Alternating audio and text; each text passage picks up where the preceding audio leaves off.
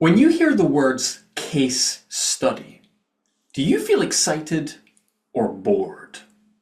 Probably bored, because we all sat through terrible case studies that make you want to jump out the window.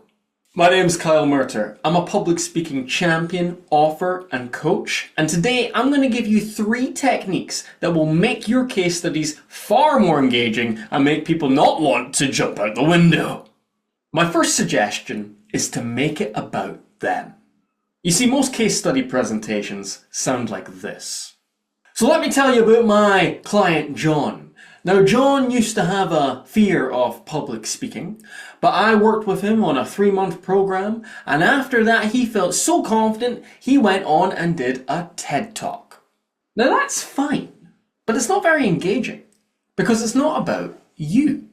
What would be better is if I presented it like this. Right now, you might be terrified of public speaking.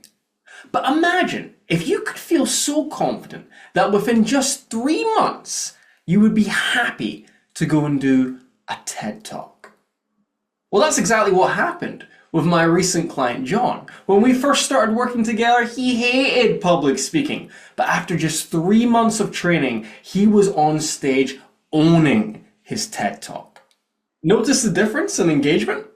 By making it about you first, your situation, and then revealing the case story or case study, it makes it so much more engaging. Because after all, people's favorite subject is themselves. So if you talk directly about your audience and then link their problems to your case study, it's going to make it so much more engaging and impactful for them. That stands for conflict-crossroads-change. When sharing your case study, first you want to talk about the conflict, the main problem that your client was facing. Now, these problems could be very tangible, i.e. they were losing money, they weren't getting clients, or they could be emotional problems. They were anxious, they were scared, they were stressed, all of these types of things. Once you've described the conflict, move to the crossroads. This is where your client made a decision. They had to go either right or left, continue doing what they had always done, or take a new path and work with you. Of course, they worked with you, so now you've got to describe how you helped them, what you did to try and get them away from that conflict or to overcome that conflict. That could be coaching, that could be advice, that could be a change of strategy or mindset. Then we want to move to the change. So this is how your client has positively changed since working with you. What have they gained? Have they been able to attract more clients? Have they been able to get more revenue? Are they now feeling more confident, more fulfilled? What is the transformation from where they were at the start to where they are now? That's what we need to hear when you're describing the change. So if you structure your case study in that way, conflict, crossroads, change, your audience is going to be taking on a journey which is engaging and compelling and makes them want to hear more. Third suggestion, make sure that your case study is relevant.